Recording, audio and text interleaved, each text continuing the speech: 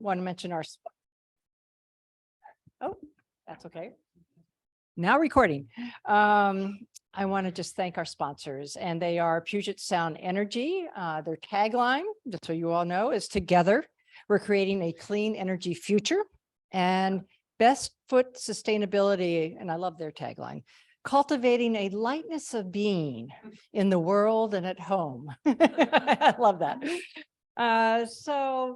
Without further ado, I want to introduce Dr. Jennifer Atkinson, and I'm so sorry that we can't meet you in person here, but we understand that you are one-car household and try to keep a very low carbon footprint. So we applaud that, certainly for celebrating the Earth today and for this month and always.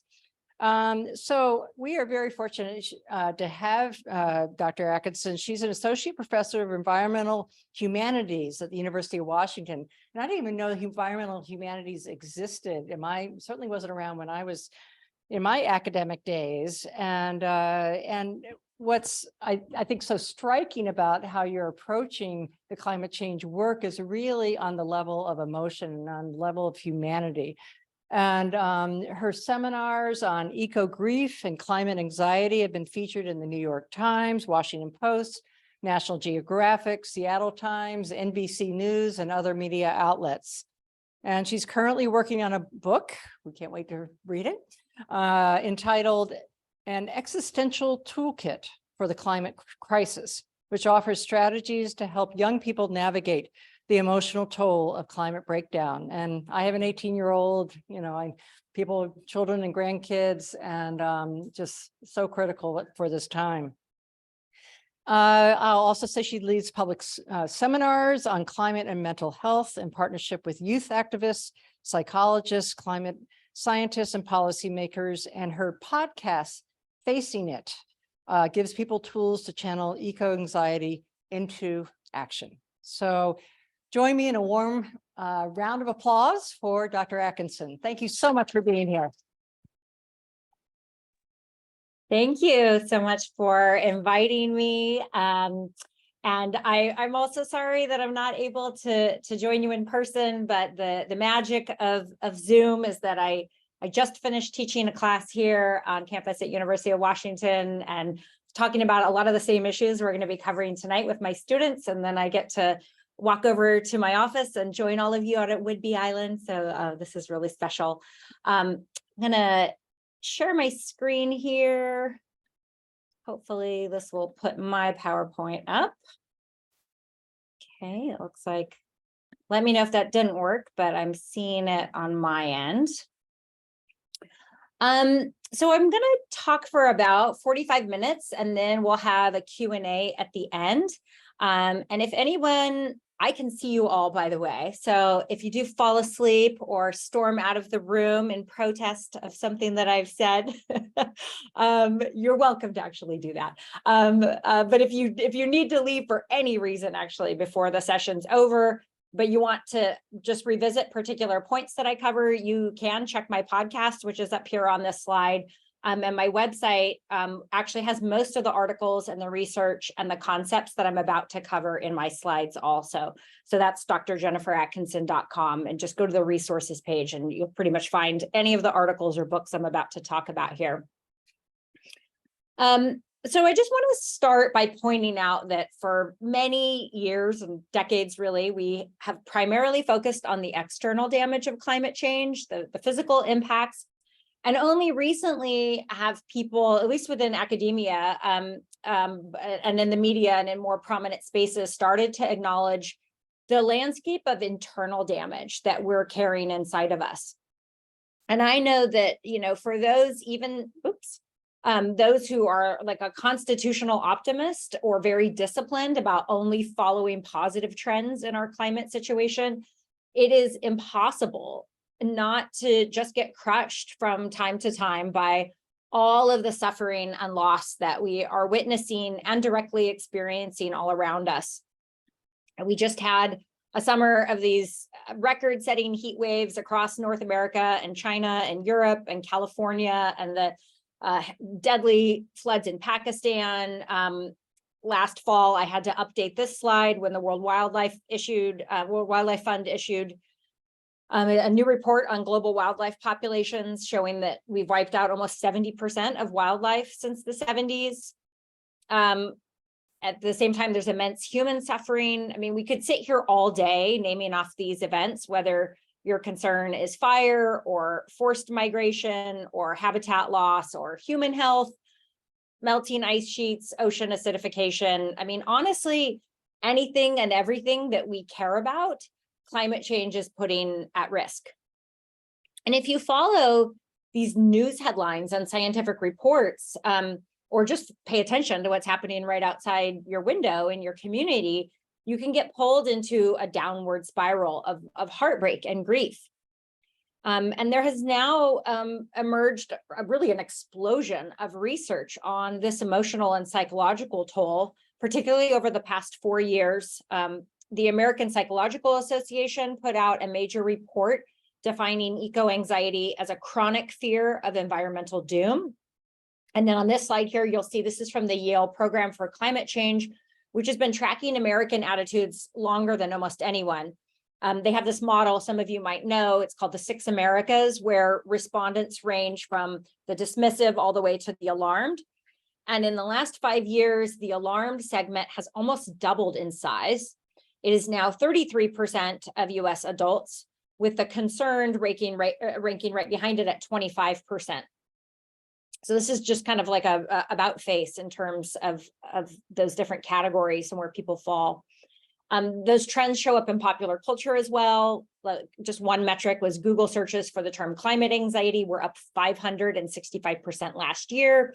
The year before that, eco-anxiety was runner-up for Oxford's Word of the Year. The IPCC has highlighted this in their most recent report, as well as the UN Development Program, where they wrote that mental well-being is under assault because of climate and ecological breakdown. But honestly, I think that a lot of this research is kind of late to the game in describing what most people have felt in their hearts for a long time. I myself got interested in this topic partly because I was seeing so much despair in my students, and that's going back well over a decade now.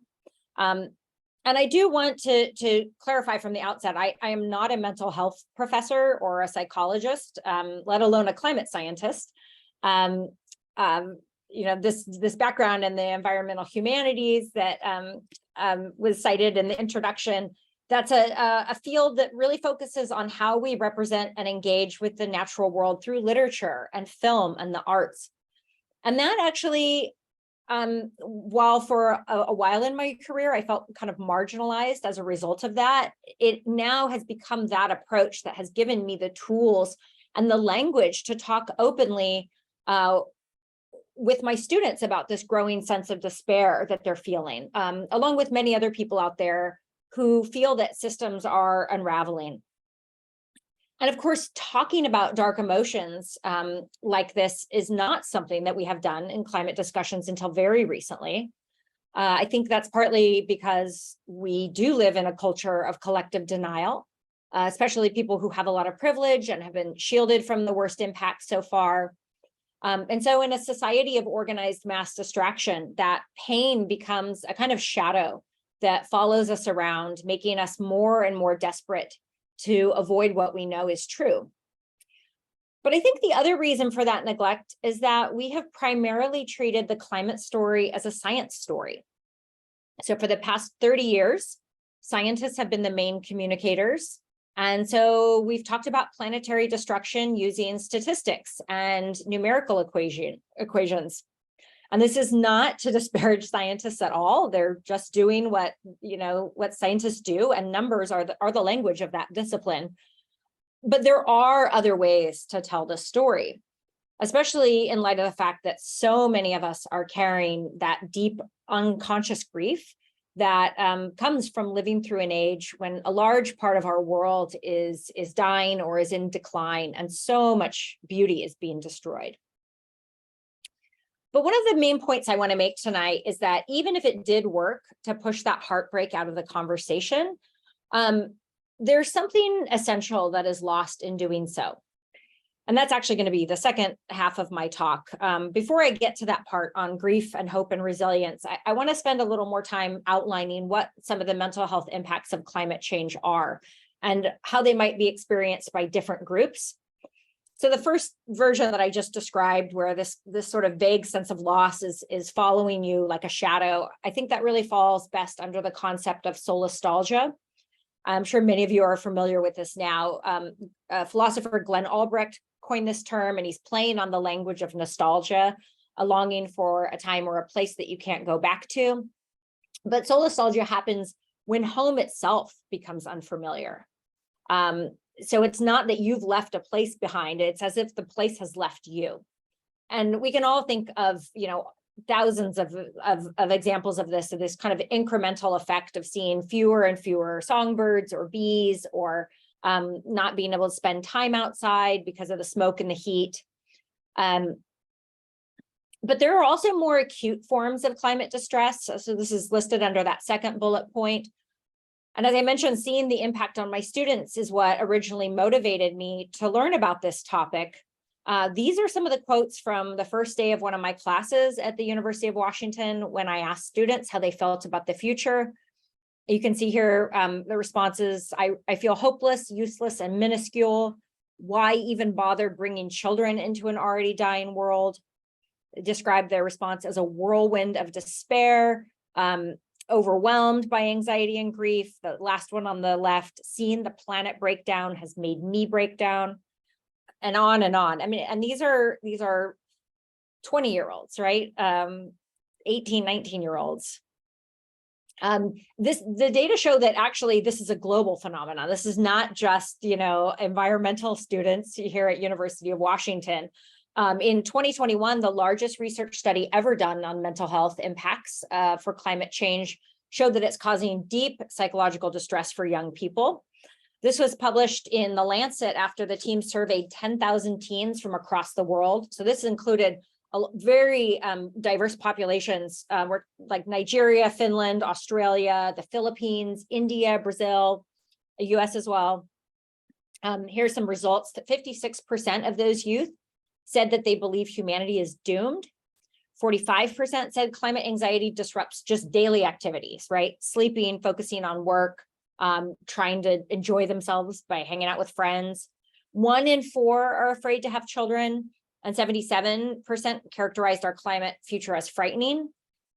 And this is why the authors explicitly use the language of moral injury to describe how climate change is undercutting young people's sense of hope in the future. And that emotional harm is not just a matter of intergenerational inequality. It's also a matter of racial and economic inequality. So among the respondents to that study, a concern about climate change was concentrated much more heavily in poorer countries and communities of color. Just one example, in the Philippines, 92% of youth said that the future was frightening, compared with 68% in the US. And of course, these are the people who have contributed the least to greenhouse gas emissions, wrecking the planet. And so this really aligns with the third category here of increasing numbers of people who've experienced actual trauma from extreme climate-related events. And there's another really huge body of mental health research, including that report from the APA I mentioned, that has linked climate or extreme climate weather and disasters to chronic anxiety and depression, traumatic grief, post-traumatic stress, sleep disorder, substance abuse. These effects have been shown to develop in anywhere between 1/4 and half of people impacted.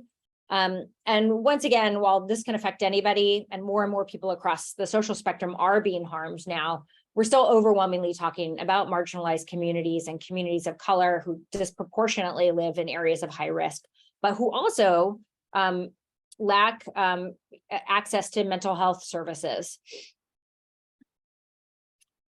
Climate change is disrupting people's identity as well, their livelihoods, their subsistence, especially people whose ways of life are closely tied to the land.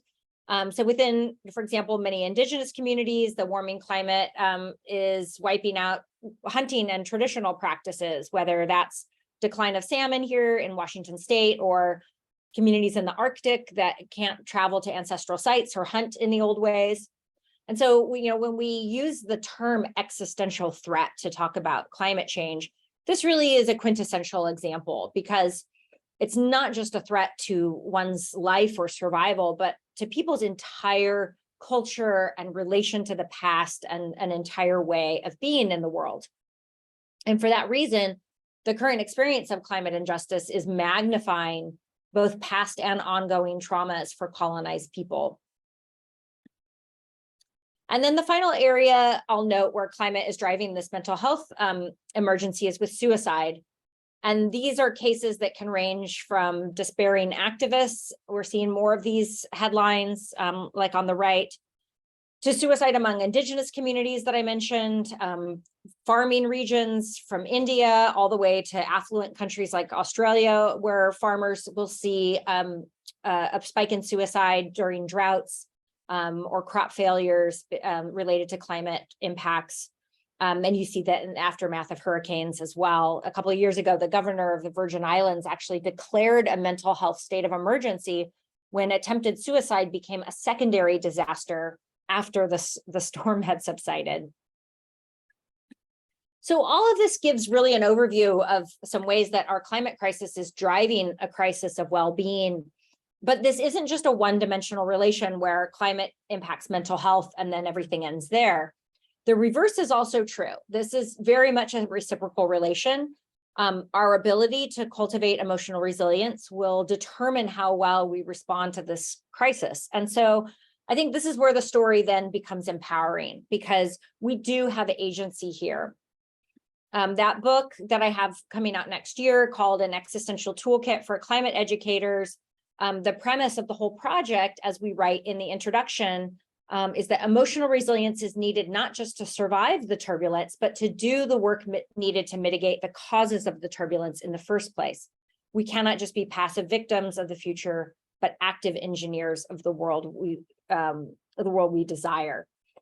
And this is one of the reasons I was so excited to see that even the IPCC is now recommending what they call an inner transition to create the conditions for a social and energy revolution required to curb the worst effects of climate change.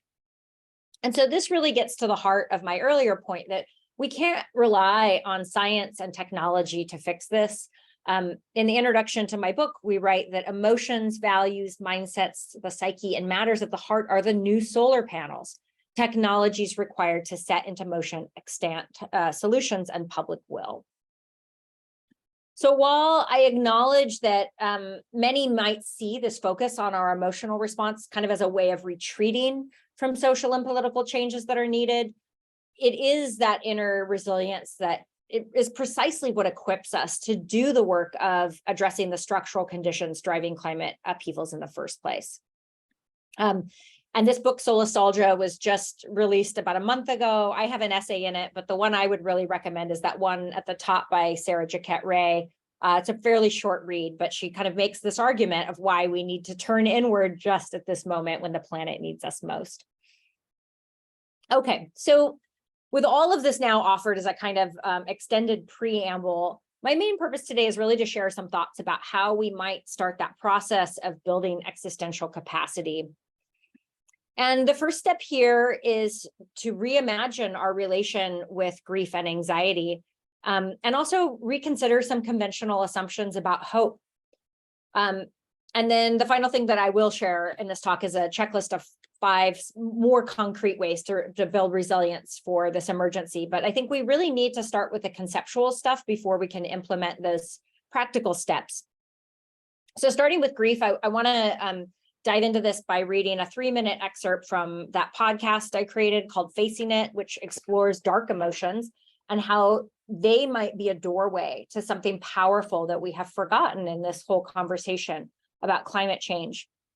And in this particular excerpt, I'm reflecting on this course I designed at University of Washington that helps students cope with climate grief. And what I found when I walked into the class the very first day was this room full of students who saw grief as a problem that needed to be solved. And they wanted me to help make it go away. And that really enabled me to recognize a misunderstanding that I had been carrying around as well. So I'll read this excerpt here. By the way, these images are from a student's project in my class. When I first launched my seminar on eco-grief, I was every bit as distressed as my students and looking for ways to extinguish my pain for all this suffering. But something unexpected happened along the way. I had always thought of grief as a bad thing, a dark state to avoid or overcome as quickly as possible. I thought that feeling grief was like succumbing to a preventable illness, or that once it took hold, I might fall into a bottomless hole of despair. But in time, it dawned on us that maybe we were seeking solutions to the wrong problem. We all wanted to fix the way we felt so we could go back to feeling happy. But grief isn't something to be fixed because it's not dysfunctional. In fact, it's a healthy and necessary process we have to undergo in order to heal. First, grief isn't just one of many options for accepting loss. Grief is the process of accepting loss. I get why many people working towards sustainability want to sidestep emotional issues and push the public straight to action. The situation is urgent, and dwelling on our feelings can seem like an extravagance as the fires close in. But the problem is when we try to jump straight to the final step without first processing the emotional toll of all this lost beauty in life, we're bypassing the very insights that motivate us to fight for our world in the first place. Ignoring ecological grief is like trying to rush through any great loss, a job, a home, someone you love, without pausing to acknowledge what you're leaving behind. And in all those cases, we're not just losing something we once had, we're also losing the future many of us had counted on. We can't act creatively and honestly in this new reality until we mourn the passing of the old one. And all the ancient wisdom traditions affirm this truth, that grief is not here to take us hostage. It is the agent needed to transform us so that we can confront a similarly transformed world.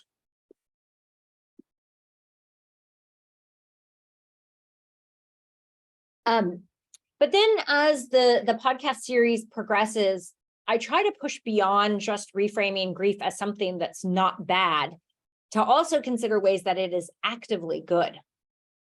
I think most of us know, if we've experienced grief, that it arises directly from attachment and love, that you don't grieve for something unless you have love for that, that thing, that person, that object of distress. And so when we feel that pain, we remember that our existence and our well-being are deeply intertwined with other lives. So grief is an expression of empathy with other species or with other people, and it's a way of honoring our connection with them. A student last year shared a quote from Marvel Comics, which I never in my life thought I would be quoting in an academic presentation, but it's quite profound on this point. This is where a character in WandaVision says, "What is grief if not love persevering?" Another one of my favorite quotes is from Malkia Devich-Cyril, and she wrote, "Joy is not the opposite of grief. Grief is the opposite of indifference. Grief is an evolutionary indicator of love, the kind of great love that guides revolutionaries." And I've really found that recognizing this is so essential for my own students, but other climate activists who've internalized the assumption that grief leads to inaction. And this is because we live in such a grief-phobic culture where people automatically have this image of someone in mourning who can't get out of bed because they're so depleted or debilitated by pain.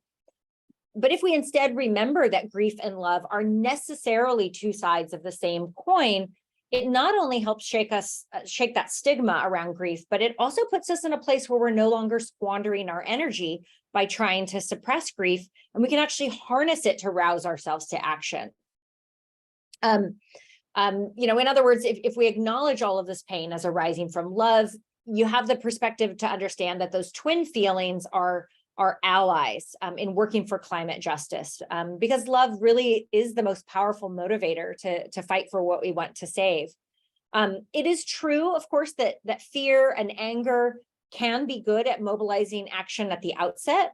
And we actually saw that in exit polls from this last fall around, issues like abortion rights. Anger did get people to show up. So I don't want to dismiss that emotion, but we are going to be doing this work on the climate mess for the rest of our lives. And if fear and anger lead to burnout, we have to ask ourselves if that's a sustainable strategy over the long haul.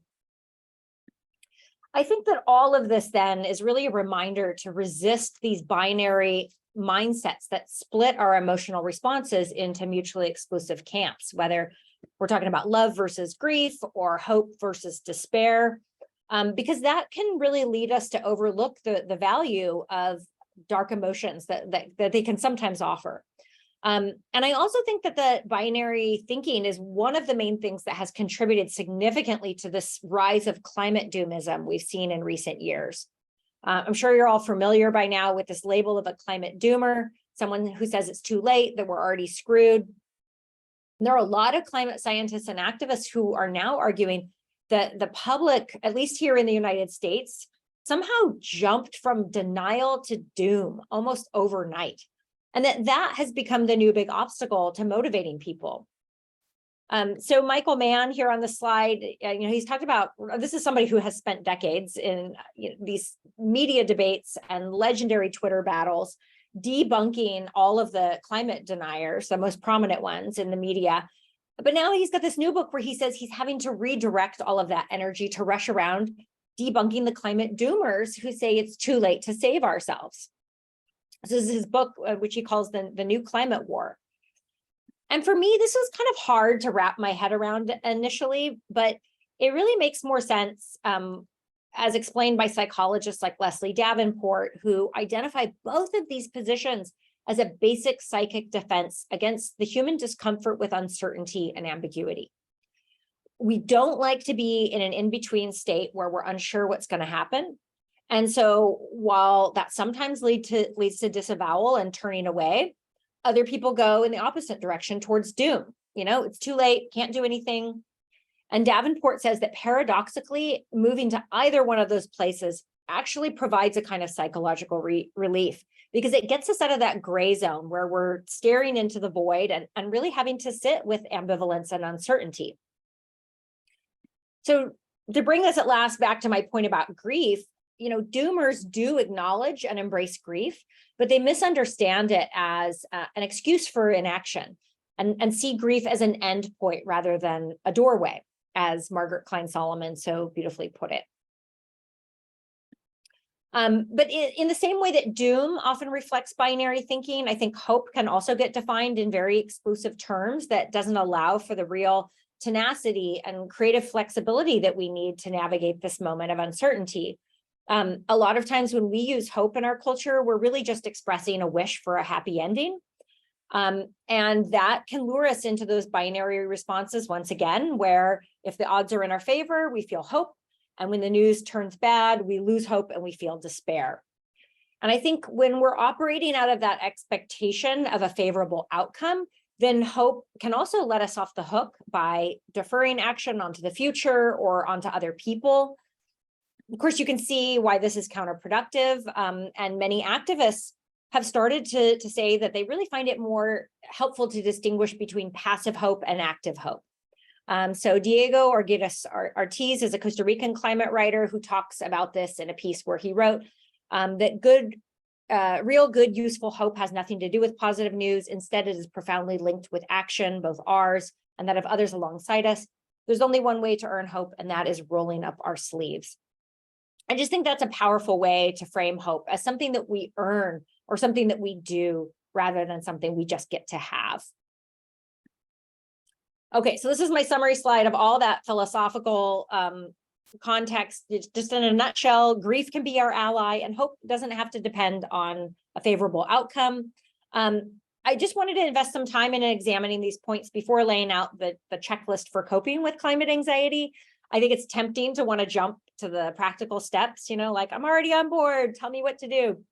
But we're not always in the best space to do the work or to work through climate despair if we haven't first done the work of rethinking our relation to grief and hope. Okay, so at long last, here's the checklist. And many of these steps are ones that I use with my own students. I also want to admit, though, I revise elements from this all the time. There's so many great ideas out there. And I generally share whatever I'm thinking about most in the months leading up to a presentation. So this is not an exhaustive or definitive list. And you probably have strategies of your own, and I hope you'll share them in the Q&A. But for the first one, the most powerful place to start is simply acknowledging and making space to talk about emotional responses to climate upheaval.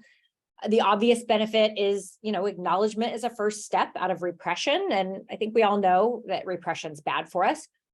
But actually, this is more complicated than it appears at first glance, because a huge part of people's depression and anxiety actually come from feeling alone and isolated.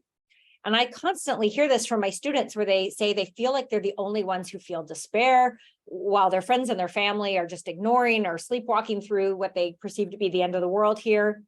And not only is that outlook personally distressing, but it is very politically debilitating, because the research shows that people who feel isolated are much less empowered to take action.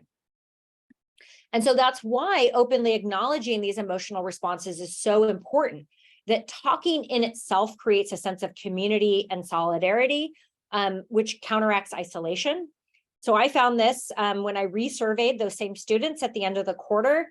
And you can see here, they're saying over and over that the single most helpful thing about taking my seminar was being in the room with others who were talking about the same struggles and being heard when they voiced distress. So just making time for them to talk about it, that's therapeutic. And this lesson applies to all of us who are engaging with any groups who might have intense climate fears. And then a second reason that acknowledgement is so important is because, our culture just doesn't really have established norms for recognizing or mourning the loss of nature. And that is a problem insofar as mourning is a social process. We understand this in the case of familiar cultural norms around the death of a person.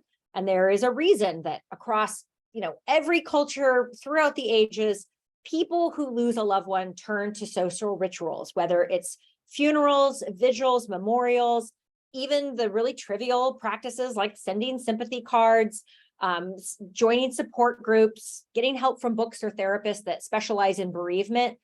It is the social nature of all of those rituals that validates our pain and removes our isolation from others, which again, is healing in itself. But if you feel grief for the disappearance of snow on the mountains behind your town, or the death of millions of animals in a wildfire, there really aren't any established social structures to acknowledge it. So this is known as disenfranchised grief, a kind of pain that's essentially made invisible, and that deepens the harm that we experience. Okay, so that's our starting point. I'm going to skip these next couple slides here. Naming and acknowledging hard feelings around ecological loss. The second point, a real quick one, is just about reframing. And because I've already talked about how we might do this with grief and hope, but there are a lot of other areas where we can recognize a perceived deficit as something that may actually be empowering. And a real simple one, I encourage my students to see their eco-anxiety as a moral emotion, and to reject any framing that suggests that eco-anxiety is a dysfunction or worse, a mental illness. Because what does that do? That just locates the problem in the individual instead of in the social structure. Carolyn Hickman puts this at the core of all of her work with young people when she talks about how climate anxiety actually arises from a sense of compassion and desire for justice. And there are many others who've made arguments along these lines in many different realms and capacities. That quote on the top of the box, it is from Jiddu Krishnamurti.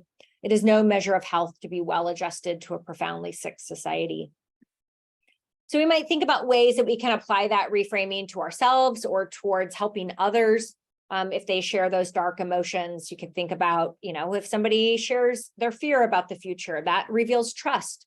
We can think about the state of uncertainty. It really is the condition in which creativity and renewal become possible, and so forth. All of these dark emotions really have another side to them that can be generative. Let's see, I'm going to skip this one just for the time of, or the sake of time here. Number 3 is to rewrite the story. And this gets back to my background in the humanities. Humans live their lives by stories. And so when we want to understand ourselves or make sense of the larger world or envision the future, we do all of that through stories. And so we need to be aware of the kinds of narratives that we're consuming as well as circulating ourselves. Most of the information people get about the state of our planet comes from the media. And research shows that 85% of environmental news is told in the negative frame. And it is deliberately designed that way, not necessarily for altruistic reasons. The news is a profit-driven enterprise, and it can't survive without drawing our attention to the screen. And so it's the sensational and the violent and the bad stories that get more play than nuanced stories of like community change and long-term behind the scenes work of generating solutions. I mean, that stuff is like, it's not really good for like generating attention. It's kind of boring, right? It takes a lot of work and a lot of time. So we have to be aware that the addictive nature of catastrophic news really is intentionally engineered to keep us coming back. And there are brain scans showing people get a dopamine hit every time they check back on their device and get the latest update. But when we think about the cumulative effect of that, it's the perception that we are living in an apocalypse. And you can probably think of many examples from your own life where you get swept into doom scrolling loops or get caught up in an election cycle or a disaster where you can't stop checking. You actually feel vulnerable the moment you step away, because we are hardwired to think that knowing what's going on, getting the latest news is what keeps us safe. And to be fair, it's actually not just something that media corporations created all alone. They're exploiting something that is already part of our psychological makeup. So in psychology, this is known as the negativity bias, where even when we see an equal amount of good and bad information, our minds are hardwired to pay more attention to the bad stuff. And that does have an evolutionary function in a world of saber-toothed tigers and snakes. It's advantageous to have a brain that's hyper aware of anything that might be a threat. But in today's world, where these images are being broadcast from every corner of the world and showing us every bad thing happening, in front of us 24/7, our nervous system cannot tolerate that relentless stress. That's what leads to chronic psychological effects that wear down our mental health over time. So I want to be clear, I'm not advocating that we sugarcoat reality or indulge in toxic positivity to avoid bad news. But if we want to build resilience, being consciously aware that the media is actively manipulating the negativity bias is a first step. And it is also an opportunity to remember that those catastrophic stories are just one version of reality. There is a whole universe of empowering stories that are happening at the same time as the bad stuff. Countless people engaged in change in every part of the world, from schools and social justice movements to financial markets, energy, agriculture, youth, you name it. These are the solution-based stories that we find vastly underreported, but every bit as real. And so you might want to check out some of the groups that aggregate this stuff for you. I really like Grist the Beacon. It's on the top left. It's a newsletter that sends you a daily dose of good climate news. Solutions Journalism Network does the same. And their goal is not to avoid the bad news, and they do still tell that part. But what they add is the piece that's missing from the mainstream accounts, which is how people are responding. So the point isn't just to make us feel good, but to provide a template for interventions that have worked in one context so that we can apply them in others. And then you find this as well in the realm of fiction and literature. This is one alternative I like from Grist. It's called Imagine 2200, Climate Fiction for Future Ancestors. And it's a compilation of stories from writers around the world who are imagining these worlds of healing and community-based solution. And they run a contest every year for the best stories, which get published. And, when I share this with my students, they'll sometimes say like, okay, well, what if we're just indulging in wishful thinking and soothing ourselves as the world burns down? Is it possible that these hopeful stories are just escapism? And that leads to the second point under number 3, which is that these stories have very real implications for the kind of world that we're going to create. Our perception that the existing political and economic systems are inevitable is reinforced when we never see alternative stories. And of course, we all know that the genre of apocalypse dominates our discourse about climate, whether we're talking about science fiction or Hollywood or the mainstream news. I really like Joanna Macy's analysis for this, where she breaks down the 3 dominant stories that are currently competing to define our moment. The first is the business as usual story, which wants to preserve the status quo and argues that economic growth or technology or the free market will lead to prosperity. The second is the story of the great unraveling, which predicts social and ecological collapse and conflict over resources. It's obviously the dominant narrative of the climate movement. And then the third story is what Macy calls the Great Turning, which sees in our current moment the possibility of profound social transformation towards genuine sustainability and environmental justice. And Macy says that the point is not to argue over which of these three stories is correct, since they are all happening.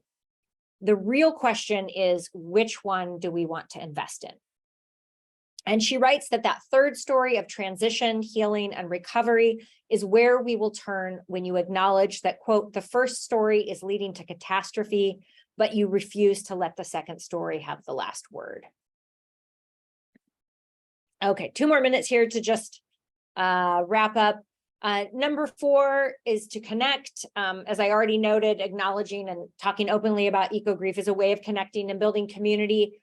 But the other point I'll make is that, oftentimes our source of despair isn't just the crisis alone, but it is a longing for fellowship and an absence of a sense of purpose in the midst of that difficulty.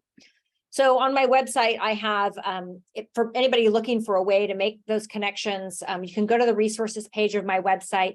And these are groups that meet virtually, some of them meet in person, and they all are really meant to have conversations around eco-anxiety and build community. And so you can either take part in their meetings, or they will give you templates and instructions to facilitate your own. The second one down, the Climate Courage Workshop, it's very international, so it's a great way to meet people having similar conversations around the world. The Good Grief Network, the third one, is fantastic. And I do want to say that if you've ever considered facilitating a conversation or activity like this yourself, I really hope you feel empowered to do so. And keep in mind that you do not need to be a mental health therapist. In fact, because of the pervasive and global nature of this problem, it's therapists themselves who are saying, hey, there aren't enough of us. Communities need to learn how to support each other. And so on this slide, I have a toolkit that's offered by psychologists Leslie Davenport and Andrew Bryant. They're actually both up here in the Pacific Northwest. But these are widely internationally recognized tools that they've developed that really anybody can follow these simple practices to build emotional resilience and work through eco-anxiety in small groups. And each of these are activities that take like 5 to 10 minutes, 15 minutes to complete. They're categorized by age group and other social factors. So it's really kind of handy tool to apply in different situations. And then the final point just is get engaged and take action. And whenever I give public talks, like the single most common question I get in my Q&A is, what gives you hope? And my answer is, don't get fixated on cultivating hope. Hope is what will come if you do the work. And I don't tell that to people out of the belief that somebody going to a climate march or joining a community garden or cleanup squad is going to tip the scales itself. Really, the most powerful element of getting engaged is that it builds solidarity. And again, it's like I've said this 5 times, cannot be repeated enough. Cognitive psychologists tell us that it is crucial to imagine ourselves as part of a team. And that's partly for the reasons I mentioned, where purpose counteracts loneliness, but also it's because working in a team addresses the very practical concern that our individual actions are too insignificant to matter. And so you'll constantly hear people say that their efforts feel pointless because one person's impact is so small when measured against the massive scale of this crisis. This is what psychologists call the drop in the bucket imaginary. But if we see ourselves as working collectively rather than individually, then we can recognize how all of these individual contributions sync up with a larger network of change. Adrienne Marie Brown has a glorious book on this called Emergent Strategy. This is what she identifies as a movement that spirals out from all kinds of small local actions and connections to create larger complex systems. So I'll stop there, but I want to once again just list my website. And that's the yellow box at the top, which lists a lot of further readings, as well as the stuff I already mentioned in my slides. If you do want to connect with me on social media, I try to post new talks and workshops. on Instagram mostly. And so you can follow some of those updates there. But then in terms of the books that I would recommend for further reading on this topic, if you are interested, these are some of my favorites. And in fact, a lot of the material that I shared today comes from these researchers. So I want to acknowledge the extraordinary work of my colleagues and friends that are featured here. So that's it. And I'm happy to take questions, or also just to hear if those of you attending today have any kind of strategies or resources that you've developed on your own that you might want to share. Thanks so much.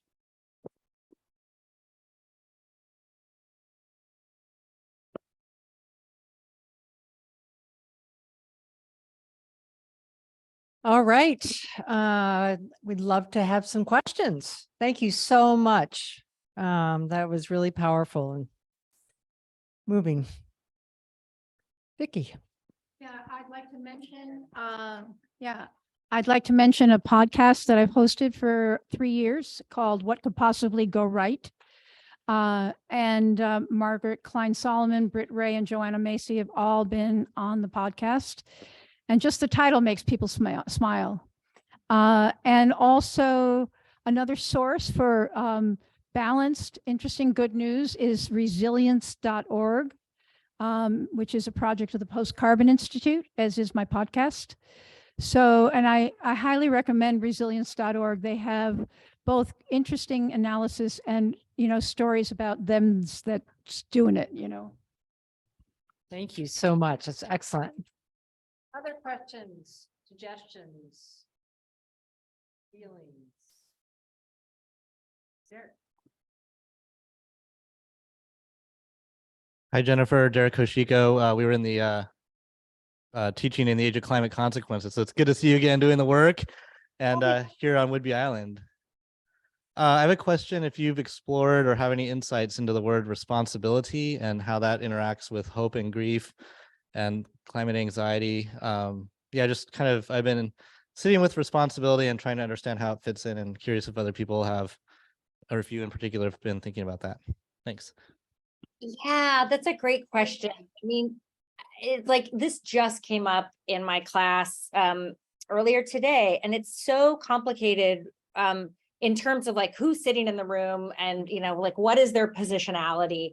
I have these students in the class who are from families of Somali refugees, and when they're like almost cringing when they're listening to these other students coming from these very privileged backgrounds, white students, just kind of pounding their fists around how, this is the fault of humanity, is this kind of generic category, that we have this kind of, that we need to have this responsibility, or that we are at fault, and sort of looking at all of our individual actions and behaviors as contributing to the problem. And so, on the one hand, I think it can be really kind of problematic, because it's not even that it's problematic. It needs to be used in a very, very nuanced way. But, it's funny. It's like you keep seeing the pendulum swing in these climate conversations. And Derek, I'm interested just to hear like where you're coming from and asking these questions, because I assume you're probably engaging with it in some new ways. But like, we kind of went from this point of sort of thinking about individual responsibility to moving more towards kind of collective and political responsibility, as well as the responsibility for the main polluters, right? So that, we need to think about like fossil fuel, like all of this climate guilt and things like the carbon footprint calculators were invented by BP and the fossil fuel industry. And really it's their responsibility to clean up this mess. And then now we're seeing research once again that like, to the extent that that can be helpful in sort of thinking more about like the structural aspects that we need to focus on rather than individual consumer-based responses, it can also psychologically be disempowering, because then it's taking away the kind of, for like, if you're just a student sitting in somebody's class or just anybody for out in the street, it's like, well, if the responsibility lies with the oil executives, then what is my part in this story? Like, what can I do? And so I think we have to be really nuanced in the way that we talk about it. And yeah, I'm kind of curious to hear if you have anything more to add to it, because that's just what pops up off the top of my head based on, a conversation that we had in class an hour ago, but. Well, thank you. I'll just share a quick moment, but I don't want to take up space because there's so many other folks here that have probably lots of questions too and comments. But I'll just share that for me, it's I've been involved in quite a bit of climate action in our community, and for me, it's been about expanding my own sense of responsibility to transcend my sense of individuality, to really exist, to put my consciousness in the collective space of our community rather than in my ego, which I consider to be a way of smashing the patriarchy and smashing white supremacy culture.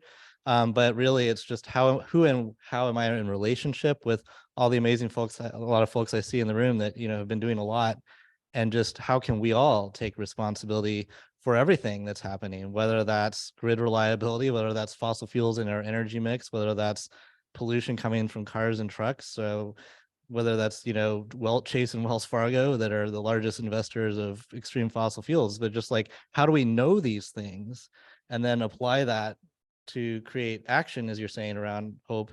And then how do I become response able, but without burning out, which I don't really know that I have the solution to that, but that's kind of the edge that I've been on.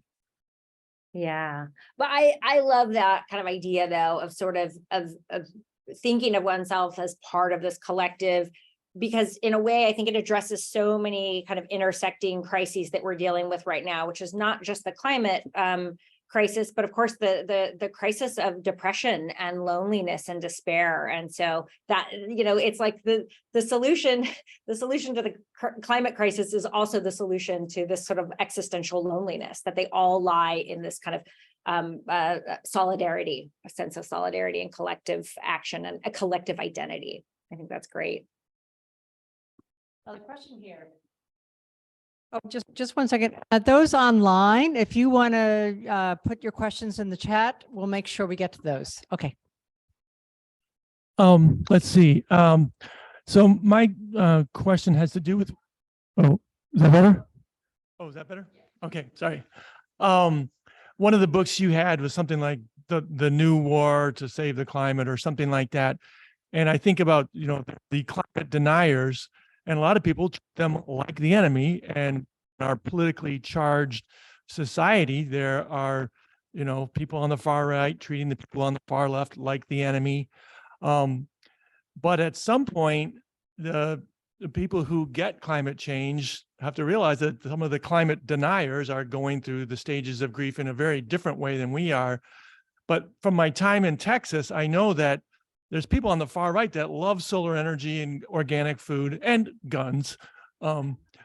So I'm just wondering, what success have you seen in people bridging the gaps and bringing like love in a very strong, tough way, and sort of crossing the things to include everybody? Because even though there's some people who are causing the problems more than others, those people still have to be part of the solution, I think. So I'm looking for examples of that, because we suffer from that kind of problem right here in Langley. Yeah. Thanks so much for that question. That is a great one. And I'm glad you brought up Texas in particular, right? Because, you have people like Catherine Hayhoe, who's a climate scientist, evangelical Christian, and a communication expert. And she works in Texas, right? And she kind of explains how getting more people on board isn't about enlightening them to our way of thinking. It's really about letting them determine how the problems are framed and approached in the first place, that it has to be reciprocal if it's going to work. And so we need to do less arguing and more listening to figure out what it is that makes somebody tick, right? And then once we know how this might impact their lives, all we have to do is connect the dots between the values they already have and why they would care about a changing climate. And there's so much research now showing that the vast majority of Americans do not harbor the really extreme opinions that the media will represent. And that we would be better off reaching out to the really large middle swath of Americans who are not deeply polarized and actually are interested in having conversations.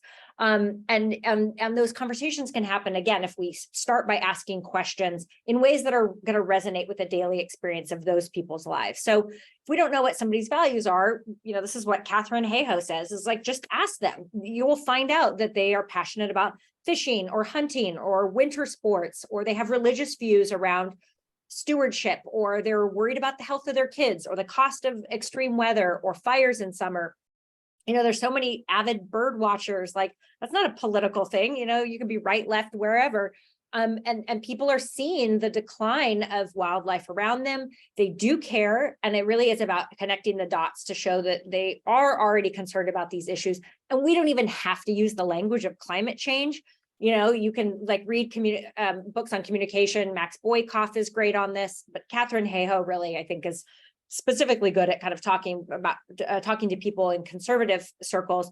We use language like clean energy, pollution, habitat loss. But this really all goes back to the point that, I think Kari Norgaard made this in a book, Living in Denial. And she calls this approach that we've traditionally followed in the climate movement the information deficit model. That, if only people have more facts, then they're going to change their mind. And that just does not work, right? People shut down before the dialogue ever even starts. So we need to shift away from that goal of winning an argument to a far better goal of identifying what we do have in common that we want to protect, and sort of building a shared interest with people, even if their political positions or their policy approach to it might be very different from ours.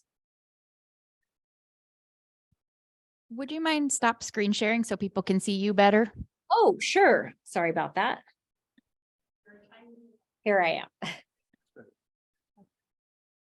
Well, thank you, Dr. Anderson, Atkinson, this great opportunity. Diane and I, my wife, we've been longtime climate justice activists, and attended a workshop several years ago of the International Transitional Climate Alliance with those guys, but they were doing so brilliantly. Now, my greatest grief, my greatest despair comes from my peers who understand the intellectually, but don't enact it in their daily lives.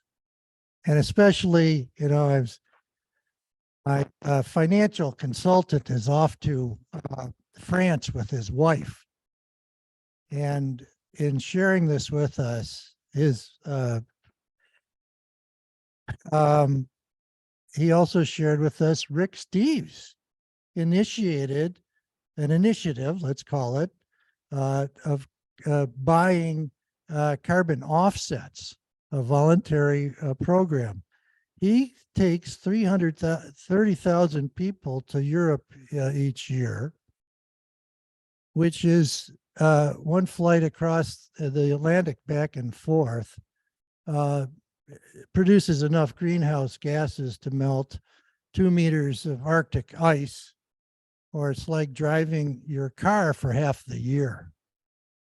And yet, my peers, who are wealthy boomers who can afford to do it, fly off without a thought. Or at least, they may think about it, but they don't feel it, obviously. So can you help me deal with my grief, despair, and anger over my own peers? Oh, that's such a hard one. I mean, and it's so complicated because, at least when I hear you say this, and then I start thinking about all the ways that I'm contributing as well. And that we, that same anger we have towards each other, a lot of times we end up directing back towards ourselves as well. And I think there was a point with the participant who had asked the question about people in conservative circles and people who, we might have labeled as climate deniers, but that he actually said, you know, a lot of those aren't, it's not even that they're climate deniers, they're still along the, they're on their own journey along a kind of a spectrum of grief. And I think that what you are describing is not, so it's not a denial, but it's a form of denial, but maybe I guess within the psychological literature, they would characterize that as disavowal, right? Or as a kind of a dissociation or a splitting where, you know, you kind of compartmentalize out and justify your actions, because we live in a world that's already kind of set up to, you know, it's much harder to live a low carbon lifestyle, especially if you're living in the, you know, in the North America like we are, that you have to kind of go out of your way to opt out of all of these really harmful activities. And so you have to make a conscious choice, right? So the whole system is kind of set up against us in the first place, but then that can become a way for us to kind of let ourselves off the hook, right? Particularly those who have extraordinary privilege and are able to participate in these kinds of things that are, you know, again, we've all seen the maps and understand the disparities between climate emissions for the wealthiest and the poorest.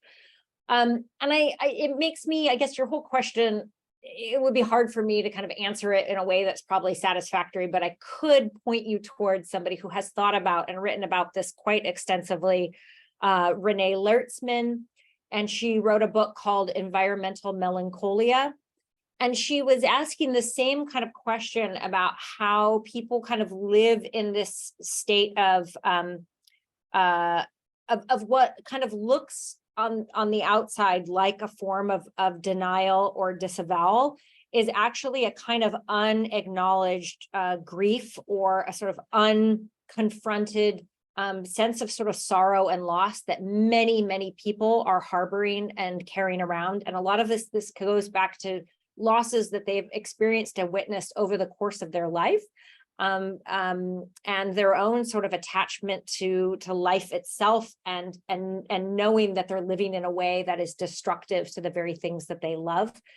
And so it's a very complicated psychological response that I just don't have really the training or the background to be able to work through here in this response. But I could point you towards her book as being a really helpful one that kind of looks at the complexities of that. And I think, and at least it might help you understand those folks better, but also give you some tools around, again, I guess in interacting with them, kind of using methods like informational interviewing, or motivational interviewing, which is a way of kind of asking questions so that those folks themselves are really having to kind of work through those issues on their own and come to terms with them. And yeah, we'll kind of give you a template for having those conversations that I think would be productive. Great, thank you. Any other questions, please? Are there any online? Okay, well, we can't thank you enough for being part of our evening here, and look forward to seeing you on Whidbey sometime when maybe you bring up the whole family. Yeah, thank you so much for your work and bringing this attention to this critical issue. Yeah, take care. Thanks for joining. Appreciate it. Bye-bye.